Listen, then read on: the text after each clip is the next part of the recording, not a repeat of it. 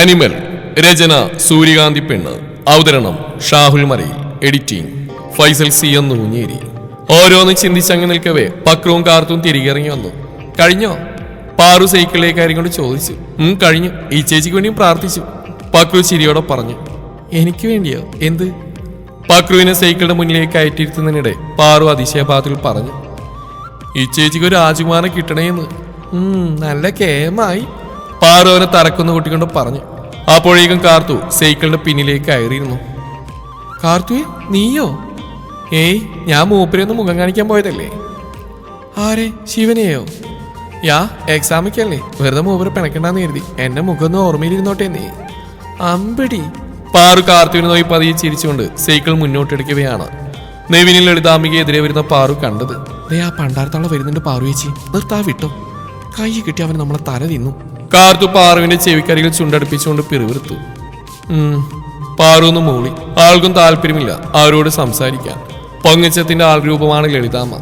പക്ഷെ ഇപ്പോൾ പാറു വഴിമാറിപ്പോവാൻ കാരണം ലളിതാമ്മയല്ല, പകരം അവർക്കൊപ്പമുള്ള നെവിനാണ്. നെവിന്റെ ഉള്ളിൽ തന്നോടൊരു ഇഷ്ടമുണ്ടെന്ന് അവൾക്ക് നന്നായിട്ട് അറിയാം. അത് വെള്ളവും വളവും കൊടുത്ത് പ്രോത്സാഹിപ്പിക്കാൻ പാറു ആഗ്രഹിക്കുന്നില്ല. എടി വേണേ പാറു, ഒന്നവിടെ നിന്നേ. സൈക്കിൾ തിരിച്ച് വഴിമാറിപ്പോവാൻ ഒരുങ്ങവേ ലളിതാമ്മ അവരെ കൈയോടെ പൊക്കിയിരുന്നു. നാശം പിടിക്കാൻ തള്ള കണ്ടു. പുറകിലിരുന്ന് കാർത്തു പിറുവിറുത്തു. പാറു ഒരു ദീർഘശ്വാസം എടുത്തു. എന്നിട്ട് പതിയെ മുഖത്തൊരു ചിരിയും ഫിറ്റയെ തിരിഞ്ഞു നോക്കി. എവിടേക്കാ മൂവർ സംഘം? തൊഴാമെന്നാണോ? ആരും ചിരിയോടെയാണ് സംസാരിക്കുന്നത്. അല്ല, കുമ്പസാരിക്കാൻ. കാർത്തു പുറകിലിരുന്ന് പിറുവിറുത്തപ്പോൾ മിണ്ടാതിരിക്കാൻ പറഞ്ഞുകൊണ്ട് പാറുകൾക്കൊരു നുള്ളെടുത്തു. കാർത്തു എരി വലിച്ചുകൊണ്ട് വലത്തേ കാലത്തൂടെ അമർത്തി തിരുമ്മി. ഞങ്ങൾ തൊഴുതു കഴിഞ്ഞു, പോകാൻ തുടങ്ങിയത് ലളിതാമേ. അതിവിനയത്തോടെ പാറു പറഞ്ഞു. സംഭവം പൊങ്ങച്ചവും പരിഹാസമൊക്കെ ലളിതാമ്മയുടെ കൂടപ്പുറപ്പാണെങ്കിലും പെട്ടെന്നൊരു കൈ സഹായത്തിന് പരീക്ഷയില്ലാതെ കടം തരാൻ പാറു ആശ്രയിക്കുന്ന ചിലരിൽ അവരും പെടും. അപ്പൊ അതിൻ്റെതായ വിനയം കാണിച്ചേ പറ്റൂ. നെവിന്റെ നോട്ടം നേരം പാറുവിൽ മാത്രം തറഞ്ഞിരിക്കുകയായിരുന്നു. അവളുടെ ആ വിടർന്ന കണ്ണുകളും ചെറിയ ചുണ്ടും ചിരിക്കുമ്പോൾ തെളിയുന്ന നുണക്കുഴിയുമെല്ലാം കണ്ണുനിറയെ കാണുകയായിരുന്നു നെവിൻ. നെവിൻ നോക്കുന്നതിനനുസരിച്ച് പാറുവിന്റെ മുഖത്ത് അസ്വസ്ഥ പ്രകടമാവുന്നുണ്ടായിരുന്നു. എടി, പിന്നെ നമ്മുടെ തെക്കേ പറമ്പിലെ നാളികേരിടാൻ ആ സുധിയും കൂട്ടിനും വരാമെന്ന് പറഞ്ഞിട്ട് കുറച്ചു ദിവസമായി. അതൊന്ന് പെറുക്കി എണ്ണിയിടാൻ ആളില്ല. നീ ഒന്ന് വരുമോ മറ്റന്നാ? അപ്പൊ സരോജിനി ചേച്ചിയോ? പാറു എടുത്ത് ചോദിച്ചു. അവരെയാണ് സാധാരണ ലളിതാമ്മ നാളികേരം പെറുക്കി കൂട്ടാനും ഓലമിടയാനും ഓലയൊഴിഞ്ഞ് ചൂരുണ്ടാക്കാനൊക്കെ വിളിക്കാറ്. അത് നീ അറിഞ്ഞില്ലേ? അവൾ ആശുപത്രിയിലായിരുന്നു ഇന്നലെ വരെ. ആര്? സരോജിനി ചേച്ചിയോ? അവർക്കെന്ത് പറ്റി?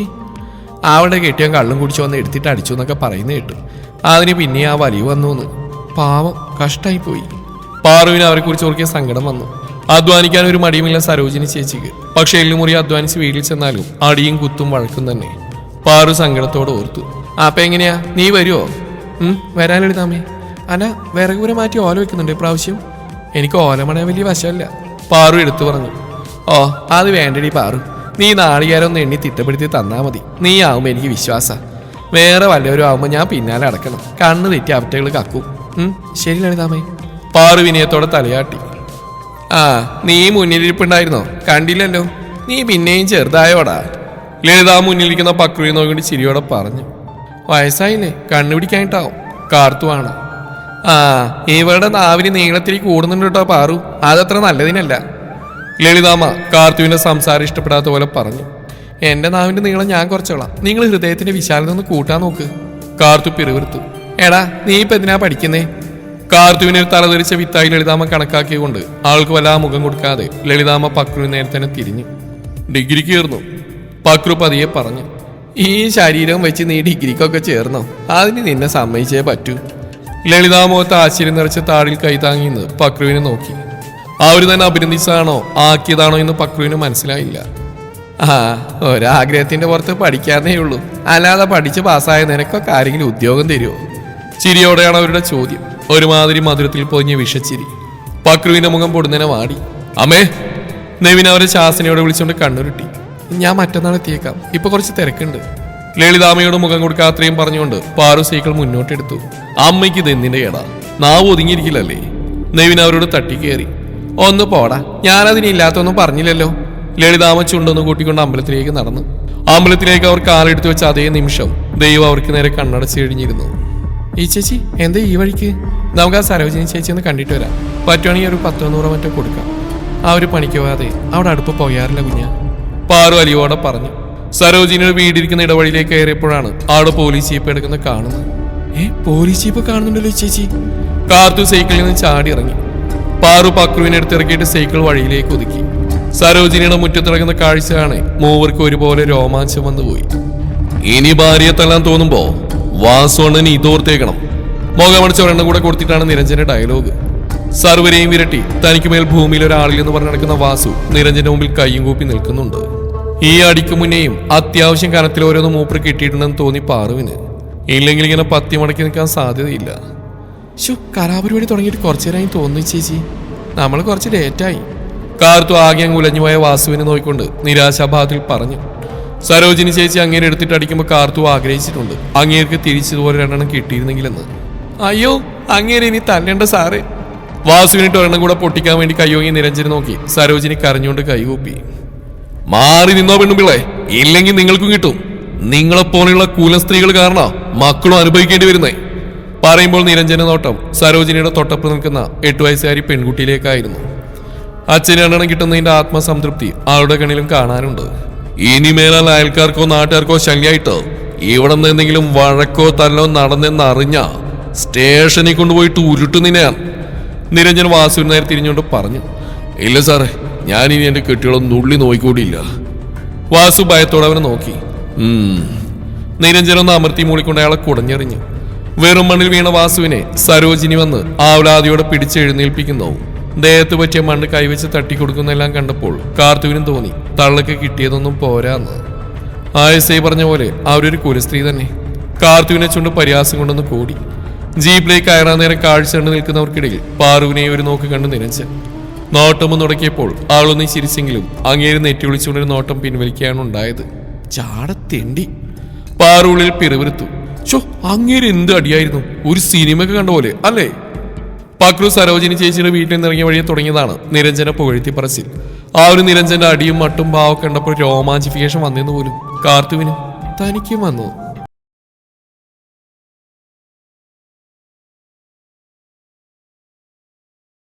ഒന്നും മിണ്ടാണ്ടിരിക്കുന്നുണ്ട് രണ്ടും. പാർവണ ശബ്ദമുയർത്തി. ഈ ചേച്ചിക്ക് ഇതെന്താ കേട്? പക്രു കണ്ടും വീഴ്ച് പാറുവിന്റെ മുഖത്തേക്കും നോക്കി. ഈ ചേച്ചി അതിന്റെ ഇടയിലൂടെ അങ്ങേരെ നോക്കിയെന്ന് ചിരിച്ചായിരുന്നു. അങ്ങേരാണെങ്കിൽ ആലുവ കടപ്പുറത്ത് വെച്ച് കണ്ട പരിചയം പോലും കാണിച്ചില്ല. അതാ. കാർത്തു ചിരിയടക്കി. ഇവളിത് എപ്പോ കണ്ടു ദൈവേ? ഇനി അതും പറഞ്ഞായിരിക്കും പെണ്ണിന്റെ കളിയാക്കല്. പാറുള്ളിൽ പിറുവിറുത്തു. ആണോ ഈ ചേച്ചി? അങ്ങേര് ചിരിച്ചില്ലേ? പക്രുവിന് അങ്ങേരുടെ പെർഫോമൻസ് കണ്ടുകൊണ്ടിരിക്കുന്നിടയിൽ അത് നോക്കാൻ സമയം കിട്ടില്ല പോലും. കുറെ നേരം രണ്ടും കൂടി ഇരുന്ന് മനുഷ്യന്റെ ചെവിയുന്നു. ഇനി ആരെങ്കിലും മിണ്ടിയാതെ ആ തോട്ടിലോട് സൈക്കിൾ ഞാനങ്ങ് ഇടിച്ചു നിൽക്കും. എന്നിട്ട് രണ്ടിനെ ഞാൻ വെള്ളത്തിൽ മുക്കി കൊല്ലും. പറഞ്ഞില്ലാന്ന് വേണ്ട. പാറു അവരെ നോക്കി കണ്ണുരുട്ടി. അതോടെ പിന്നെ കാർത്തുവിന്റെയും പക്രുവിന്റെയും വായടഞ്ഞു. രാവിലെ എന്നത്തേക്കാളും നേരം വൈകിയ വെപ്രാളത്തിലായിരുന്നു പാറു. ആദ്യം സുജാത ചേച്ചിയുടെ വീട്ടിൽ കൊണ്ടുപോയി ഭക്ഷണം കൊടുക്കണം. അത് കഴിഞ്ഞിട്ട് വേണം നിരഞ്ജന്റെ വീട്ടിലോട്ട് ചെല്ലാൻ. നിരഞ്ജന്റെ വീട്ടിൽ ജോലിക്ക് പോകാൻ തുടങ്ങിയ പിന്നെ സുജാത ചേച്ചിയുടെ വീട്ടിൽ സ്ഥിരം രാവിലത്തെ ഭക്ഷണം എത്തിക്കാറുള്ള കാർത്തുവാണ്. ഉച്ചക്കുള്ള പിന്നെ സാവകാശം പാറു കൊണ്ടുകൊടുക്കും. ഇന്നാണെങ്കിൽ കാർത്തുവിന് സ്പെഷ്യൽ ക്ലാസ് ഉണ്ടെന്ന് പറഞ്ഞ് നേരത്തെ ഇറങ്ങി. അനഘയും ഉണ്ടായിരുന്നു കൂടെ. അമ്മയ്ക്കുള്ള ഫുഡ് നേരത്തെ എത്തിച്ചേക്കണേ ചേച്ചി, ഷുഗറിന്റെ ടാബ്ലറ്റ് എടുക്കാനുള്ളതെന്ന് പറഞ്ഞാണ് ആ കുട്ടി പോയത്. അതോർക്കെ പാറുവിന് അല്പം കൂടെ വെപ്രാളം കൂടി. അതേ വെപ്രാളത്തോടെ സൈക്കിൾ സ്പീഡിൽ ഓടിക്കവേ എന്തോ കല്ലിലോ മറ്റോ തട്ടി സൈക്കിളിന്റെ ടയർ പഞ്ചറായത് ഒരുമിച്ചാണ്. എങ്ങനെ ഇരിക്കണു? ഇടിവെട്ടേറ്റവനെ പാമ്പ് കടിച്ചു. പാറു തലയിൽ കൈവച്ച് സൈക്കിളും സൈഡാക്കി നിന്നുപോയി. ഇങ്ങനെ എന്നാൽ നിൽക്കത്തെ ഉണ്ടാവും തോന്നിയപ്പോൾ പിന്നെ ആ ഭക്ഷണപ്പൊതിയും കയ്യിൽ പിടിച്ചുകൊണ്ട് കൈവീശിയൊരു നടത്തമായിരുന്നു. കുറച്ചങ്ങ് നടന്നപ്പോഴാണ് പുറകിൽ നിന്നൊരു സൈക്കിളിന്റെ മണിയടി ശബ്ദം പാറു കേൾക്കുന്നത്. ഒപ്പം ഒരു തമിഴ് പാട്ടും അവളുടെ ചെവിയിലേക്ക് പറന്നു കയറി. പാറു ഒരു ചിരിയോടെ പുറകിലേക്ക് തിരിഞ്ഞു നോക്കി. സൈക്കിൾ ഓടിച്ചു വരുന്നുണ്ട് നമ്മുടെ ഒറ്റക്കൊമ്പൻ. ശരവണണ്ണ! പാറു നീട്ടി വിളിച്ചു. ഏയ് ചെല്ലോ, ഇവളോ അവസരം എങ്ക പോരെ? ഉദയൻ ചേട്ടന്റെ വീട്ടിലോട്ടാ, സുലോചന ചേച്ചിക്ക് ഭക്ഷണം കൊടുക്കണം. പാറു കയ്യിരുന്ന ഭക്ഷണ പൊതി ഉയർത്തി കാണിച്ചുകൊണ്ട് പറഞ്ഞു.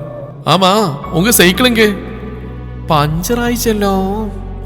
ചോദിക്കൂടി ചെയ്യാതെ ശരവണന്റെ സൈക്കിളിന്റെ പുറകിൽ കയറിയുന്നോണ്ട് പാറു പറഞ്ഞു. ശരവണൻ മറുപടിയായി ഒന്ന് ചിരിച്ചു.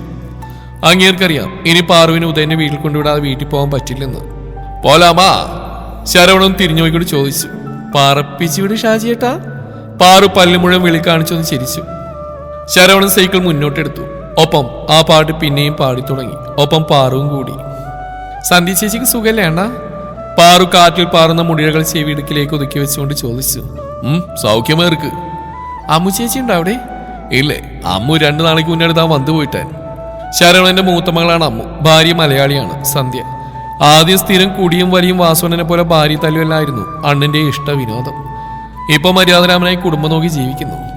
ദിനേശനും ശരവണ്ണും ബാർമേറ്റ്സ് ആണ്. ചക്കിക്കൊത്ത ചങ്കൻ എന്നൊക്കെ പറയുന്ന പോലെ രണ്ടും നല്ല കൂട്ടാണ്. അതുകൊണ്ട് തന്നെ പാറുവിനെയും പക്രുവിനെയും കാർത്തുവിനെയും എല്ലാം ശരവണ്ണൻ നല്ല കാര്യമാണ്. ശരവണൻ ഉദയന്റെ വീടിന്റെ ഇടവഴിയിലേക്ക് വണ്ടി ഒതുക്കി. അണ്ണാ പോലേട്ടോ, ഞാനിതിങ്ങനെ ഏൽപ്പിച്ചിട്ട് വേഗം വന്നേക്കാവേ, എന്നിട്ട് എന്നെ എസ് ഐയുടെ വീടിനുമ്പിൽ കൂടെ ആക്കിയേക്കണേ, പാറു ചിരിയോടെ പറഞ്ഞു. ശരി, സീക്രമാവാ. ശരവണൻ പറയവേ പാറു തള്ളവിരലൊന്നും ഉയർത്തി കാണിച്ച് ഒരു ഓക്കെയും കൊടുത്ത് വേഗത്തിൽ ഉദയന്റെ വീട്ടിലേക്ക് ഓടിക്കയറി. 1-2 തവണ ബെല്ലടിച്ചിട്ടാണ് വാതിൽ തുറന്നത്. പാറുവിനെ കണ്ടപ്പോൾ ഉദയൻ മുഴുവൻ പല്ലും വെളിയിൽ കാണിച്ചൊന്ന് ചിരിച്ചു. ഭക്ഷണവും കൊണ്ടുവന്നാണ് പാറുവോളെ. അയാളുടെ ശൃംഗാരം നിറഞ്ഞ സ്വരം ചെവിയിലെത്തിയപ്പോൾ പാറുവിന് അടിമുടിയൊന്ന് വിറച്ചു കയറി. ഓ അതെ, പല്ലിരിച്ചു പിടിച്ചാണ് പാറു മറുപടി പറഞ്ഞ്. നീ അതാ അടുക്കളയിലേക്ക് വെച്ചേക്ക്, എന്റെ കയ്യിലപ്പടി അഴുക്ക. പാറു താല്പര്യമില്ലാത്ത പോലെ ഒന്ന് മൂളിയിട്ട് കയ്യിലിരുന്ന പൊതിയും കൊണ്ട് അടുക്കളയിലേക്ക് ചെന്നു. അതാ തിണ്ണയിലേക്ക് വെച്ച് തിരിഞ്ഞു നോക്കവേ മഞ്ഞക്കറയുള്ള പല്ലും കാണിച്ച് ചിരിച്ചുകൊണ്ട് മുന്നിൽ ഉദയൻ. പാറു നെഞ്ചിൽ കൈവച്ചരടി പിന്നോട്ട് നീങ്ങി. അയ്യോ, മോള് പേടിച്ചു പോയോ? പിന്നെ മുന്നിൽ വന്നിന്ന് ഭൂത്തെ പോലെ ചിരിച്ചാണിച്ച പേടിക്കില്ലേ? പാറുവിന് ദേഷ്യം വന്നു പോയി. അതെ, ദേഷ്യം വരുമ്പോ മോളെ കാണാൻ നല്ല ഭംഗിയാ. കവിളും മൂക്കില്ല അങ്ങനെ ചോന്ന് തൊടുത്ത് പറയുന്നതിനൊപ്പം ഉദയൻ വിരൽ വരുത്തി അവളുടെ കവിളിലും തൊടാനാഞ്ഞു. പാറു ഞൊടിയിടയിൽ ഒരു അടി കൂടെ പുറകിലേക്ക് നീങ്ങിയിരുന്നു. അതെ, ചേട്ടനൊന്ന് തൊട്ടോട്ടെ പൊന്നെ. ഉദയൻ അവളൊന്ന് അടിമുടി ഒഴിഞ്ഞുകൊണ്ട് പറഞ്ഞു. പാറൊന്ന് ഭയന്നു പോയെങ്കിലും തൊട്ടടുത്ത നിമിഷം അവൾ സമയം വീണ്ടെടുത്തിരുന്നു. തന്നോട് അടുത്ത് വരുന്ന ഉദയന്റെ നെഞ്ചിൽ ശക്തിയോടെ തള്ളി പാറു. അപ്രതീക്ഷിതമായതുകൊണ്ട് ഉദയൻ ബാലൻസ് നഷ്ടപ്പെട്ട് പിന്നിലേക്കൊന്ന് ആഞ്ഞു. ആ ഒരു നിമിഷം മതിയായിരുന്നു പാറുവിന് പുറത്തേക്ക് ഓടാൻ. ഉദയൻ ഭ്രാന്തനെ പോലെ അവളുടെ ചുരിദാറിന്റെ ഷോളിൽ പിടിച്ചു വലിച്ചു. തൊട്ടടുത്ത നിമിഷം മുഖമണിച്ചൊരു അടി വീണിരുന്നു ഉദയന്. തലച്ചോറ് വരെ കറങ്ങിപ്പോകുന്ന ഒരടി. കണ്ണിൽ നിന്ന് പോയ പൊന്നീച്ചയുടെ എണ്ണം പോലും എടുക്കാൻ പറ്റില്ല ഉദയന്. നിന്ന നിൽപ്പിൽ അയാൾ തലയിറങ്ങി വീഴാൻ പോയി. തൊട്ടടുത്തുള്ള കസേരയിലേക്ക് അയാൾ ആയാസപ്പെട്ടിരുന്നു. മുഖമുയർത്തി നോക്കി ഉദയന് മുന്നിൽ നിൽക്കുന്നയാൾക്ക് 10 തലയുണ്ടെന്ന് തോന്നിപ്പോയി. ഉദയന്റെ ചുണ്ടുകൾ പിറുവിറുത്തു. ദൃഢമായ ശരീരവും അത്യാവശ്യത്തിൽ കൂടുതൽ പൊക്കവും വണ്ണമുള്ള ഒരുവൻ. അയാളുടെ കണ്ണുകളിൽ രക്തവർണ്ണമായിരുന്നു. വായിൽ മുറുക്കി ചുവപ്പിച്ച് തുപ്പിയ ചുവപ്പിന്റെ അവശേഷിപ്പുകൾ ഒട്ടാകെ ചുണ്ടിലേക്കും പകർന്നിരിക്കുന്നു. ശരവണന്റെ നാട്ടുകാരിട്ട പേരാണത്, മഹിരാവണൻ. അത് വെറുതെ ഇട്ടതുമല്ല, കണ്ടറിഞ്ഞിട്ടത് തന്നെയാണ്. ഒരേ സമയം 10 എതിരാളികൾ വന്നാലും നേർക്ക് നേരെ നിന്ന് പൊരുതും ശരവണൻ. ഇപ്പോൾ സ്വന്തം കാര്യം നോക്കി മാന്യമര്യാദയായിട്ട് ജീവിക്കുന്നുണ്ടെങ്കിലും ശരവണന്റെ ഭൂതകാലം അറിയുന്നവർ ആരും അയാളോട് മുട്ടാൻ പോവില്ല. നീ എന്നടാ പാക്കറേ, കണ്ണിനാ പിഴുതിടുവാൻ. ശരവണൻ അയാൾക്ക് നേരെ മുരണ്ടു. ഉദയൻ സ്വയം അറിയാതെ കൈകൂപ്പിപ്പോയി. അത്രമാത്രം ശരവണനെ കണ്ടപ്പോൾ അയാൾ പേടിച്ചു പോയെന്നാണ് സത്യം. ഇനിമേ പൊണ്ണുങ്ക കിട്ടേതാവത് മോശമാ ചെയ്തെന്ന് വെച്ചുക്കോ, ഉന്നനാ കൊന്നിടവൻ. ശരവണൻ ഒരൊറ്റ ചവിട്ടിൽ ഉദയനിരുന്ന കസേര തട്ടിത്തെറിപ്പിച്ചുകൊണ്ട് അലറി. ഉദയൻ നിലത്തോടുന്ന് വേദന കൊണ്ട് ഞെരങ്ങി. എങ്കിലും അയാൾ ശരവണനോടൊരു വാക്ക് പോലും കയർക്കാൻ നിന്നില്ല. നിന്നാൽ വിവരമറിയുമെന്ന് ഉദയനെ നന്നായിട്ട് അറിയാം. പറഞ്ഞ പോലെ ചെയ്യും കാരൻ. ഉദയനുള്ളിൽ പിറുവിറുത്തു. മുഖമുയർത്തി നോക്കിയില്ലെങ്കിലും ഉദയൻ അകക്കണ്ണിൽ കാണാമായിരുന്നു ശരവണനൊപ്പം വീണ് പുറത്തേക്ക് കിടക്കുമ്പോൾ പാർവണയുടെ ചുണ്ടിലുണ്ടായിരുന്ന പരിഹാസത്തിൽ പൊതിഞ്ഞ ചിരി. ഇതിന് നിന്നെ കൊണ്ട് ഞാൻ അനുഭവിപ്പിക്കൂടി. ഉദയനുള്ളിൽ വൈരാഗ്യത്തോടെ പിറുവിറുത്തു. താങ്ക്സ് അണ്ണ. നിരഞ്ജന്റെ വീടിന് മുമ്പിൽ ശരവണൻ സൈക്കിൾ ഒതുക്കിയപ്പോൾ പാറു ചിരിയോടെ പറഞ്ഞു. ജാഗ്രതയായിരിക്കെ, ആ ഉദയം വന്ന് മഹാ കെട്ടവൻ. തെരിയും. പാർവണ കണ്ണൊന്നും ചിമ്മിച്ചിരിച്ചു. അപ്പൊ ഓക്കെ ചെല്ലാം, ശ്രദ്ധിച്ചു പോവണ്ണ. പാറു ശരവണന്റെ കവിളിൽ നിന്ന് ഉള്ളി വലിച്ചുകൊണ്ട് ഒരു ടാറ്റയും കൊടുത്ത് വിട്ടു. ശരവണൻ പോകുന്ന നോക്കി അതേ ചിരിയോടെ പുറകിലേക്ക് തിരിഞ്ഞപ്പോഴാണ് തന്നെ നോക്കി നിൽക്കുന്ന നിരഞ്ജനെ പാറു കാണുന്നത്. ചൂഴ്ന്നുള്ള അവന്റെ ആ നോട്ടത്തിൽ പാറു ഒന്ന് പതറിപ്പോയി. ഒരക്ഷരം മിണ്ടാ തലയും താഴ്ത്തി വീടിനുള്ളിലേക്ക് അടക്കാൻ തുടങ്ങിയ പാറുവിനെ അവൻ തടഞ്ഞു. താനും നിന്നേ. പാറുണയുടെ കാലുകൾ പിടിച്ചു കിട്ടിയ പോലെ നിന്നുപോയി. സോറി, ഞാനിന്ന് സ്വല്പം താമസിച്ചു പോയി. നിരഞ്ജൻ എന്തെങ്കിലും ചോദിക്കുന്നതിന് മുന്നേ തനിക്ക് പറയാനുള്ള പറഞ്ഞു പാറു. കണ്ണീ കണ്ട ക്രിമിനൽസിനോടൊപ്പം നാട് ചുറ്റാനിറങ്ങിയ സ്വല്പം താമസിച്ചെന്നിരിക്കും, സ്വാഭാവികം. നിരഞ്ജന്റെ ചുണ്ടിൽ ഒരു പരിഹാസ്യരി വിരിഞ്ഞു. പാറുവിന്റെ കണ്ണൊന്ന് കൂർത്തു. കുറച്ചു കാലം മുന്നേ വരെ നാട് ഉറപ്പിച്ചിരുന്ന ഗുണ്ടയായിരുന്നു അങ്ങേര്. എന്നേക്കാൾ മുന്നേ ഈ നാട്ടുകാരിയായ തനിക്ക് പുറത്തുനിന്ന് വന്ന ഈ വരത്തനത് പറഞ്ഞു തരേണ്ട ആവശ്യമില്ലെന്ന് കരുതുന്നു. സ്റ്റേഷനിൽ പല ഫയലുകളിലും ഇപ്പോഴും തെളിഞ്ഞു നിൽക്കുന്ന പേരാ ശരവണൻ്റേത്. വന്ന് 1-2 മാസേ ആയിട്ടുള്ളൂ. എങ്കിലും സാർ ഈ നാടിന്റെ വിത്തും വേരെല്ലാം നന്നായിട്ട് അളന്നിട്ടുണ്ടല്ലേ? ചോദിക്കുമ്പോൾ അങ്ങേയറ്റം വിനയമാണ് പാറുവിന്റെ മുഖത്ത്. എന്നാൽ അവിടെ സ്വരത്തിലൊരു ധ്വനിയുണ്ട്. അത് നിരഞ്ജന് മനസ്സിലാവുകയും ചെയ്തു. ഇല്ലാതെ പറ്റില്ലല്ലോ.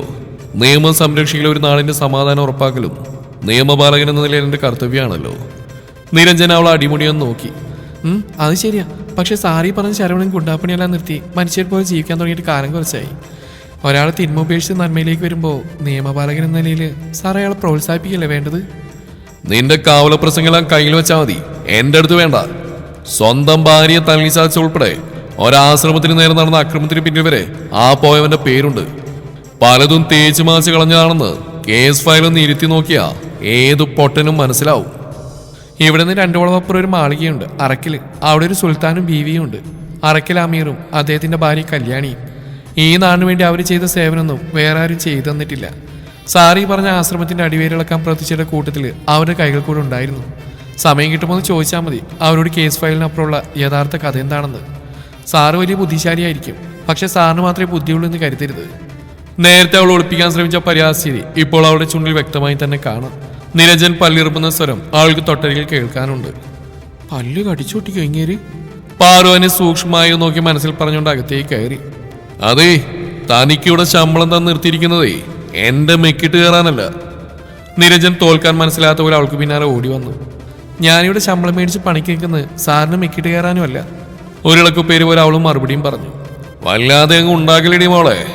ഈ നിമിഷമാണെങ്കിൽ ഈ നിമിഷം നിന്നെ ജോലിയിൽ നിന്ന് പിരിച്ചുവിടാൻ എനിക്കറിയാം. ഉവ്വോ? പാറു താടിയിൽ കയ്യൂന്നി അതിശയങ്ങൾ എന്നൊരു നോട്ടം നോക്കി. ഇതുവരെ പേടിച്ചു പറിച്ച് ഇന്നവിടെ അത്തരത്തിലുള്ള ആ ഭാവം മാറ്റം അവന് ഒട്ടുമേ ഇഷ്ടപ്പെട്ടില്ല. സാറിനൊരു കാര്യം അറിയോ? അവൾ സ്വരം താഴ്ത്തി അവൻ്റെ അരിയിലേക്ക് നീങ്ങിയിരുന്നു. ഞാനിവിടെ പണിക്ക് വരെ നിർത്തിയാൽ പിന്നെ ഈ നാട്ടിൽ നിന്ന് ആരും ഇങ്ങോട്ട് പണിക്ക് വരത്തില്ല. ഓ, ഭീഷണിയാണോ? നിരഞ്ജന മുഖമുറുകി. അയ്യോ, സാറിന് ഭീഷണിപ്പെടുത്താൻ മാത്രമൊന്നുമില്ല ഞാൻ. പിന്നെ ഞാൻ പറഞ്ഞു വന്നത് എന്താണെന്ന് വെച്ചാൽ കഴിഞ്ഞ വട്ടം നിന്ന് 2 പേർക്ക് വളരെ നല്ല അഭിപ്രായമായിരുന്നു സാറിനെ പറ്റി.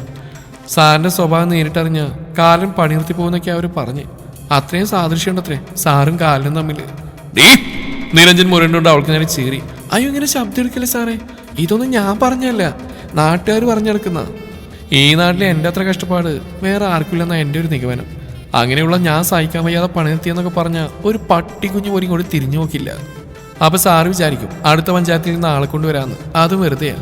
വീട്ടു ജോലിക്കാർക്കല്ല ഇപ്പൊ കളക്ടറേക്കാൾ പവറാ. പാറു പറഞ്ഞു നിർത്തി അവനെ നിർത്തി നോക്കി ദഹിപ്പിക്കുന്നുണ്ട് കക്ഷി. അപ്പൊ ശരി, ഞാൻ പോയി ഭക്ഷണം ഉണ്ടായിക്കോട്ടെ, അതോ രാജിക്കത്തെഴുത്താൻ തിരികെ പോണോ? പാറു അടുത്ത ചോദ്യം അറിഞ്ഞു. നിരഞ്ജനൊന്നും അനങ്ങ പോലും ചെയ്യാതെ അവളെ തന്നെ തറപ്പിച്ച് നോക്കി നിൽക്കുകയാണ്. നിന്നു നിൽപ്പിൽ സമാധിയായി പോയോ? അങ്ങനെ വരാൻ ചാൻസ് ഇല്ല, പല്ലിറുന്ന ശബ്ദം കേൾക്കാനുണ്ട്, പാറു മനസ്സിൽ പറഞ്ഞു. മൗനം സമ്മതം എന്നാണല്ലോ, എങ്കിൽ ഞാൻ അകത്തോട്ട് തന്നെ പോകുന്നേ. കഞ്ഞി പിടിച്ച് പോകണ്ടേ സാറേ, അതുകൊണ്ട് മാത്രം ഞാൻ സാറിനെ സഹിക്കുന്നേ. അവനെ കൈകൂപ്പി വിനയത്തോടും തൊഴുതുകൊണ്ട് പാറു ഉള്ളിലേക്ക് കയറി. ആ ചോരിത്തവളയോട് 2 വർത്താനം പറഞ്ഞപ്പോ എന്തൊരാശ്വാസം. പാറുവിനൊന്ന് അടുക്കള പണി എടുക്കുമ്പോൾ നല്ല ഉത്സാഹം തോന്നി. തുടരും ഈ കഥയുടെ ബാക്കി ഭാഗം നാളെ ഇതേ സമയം.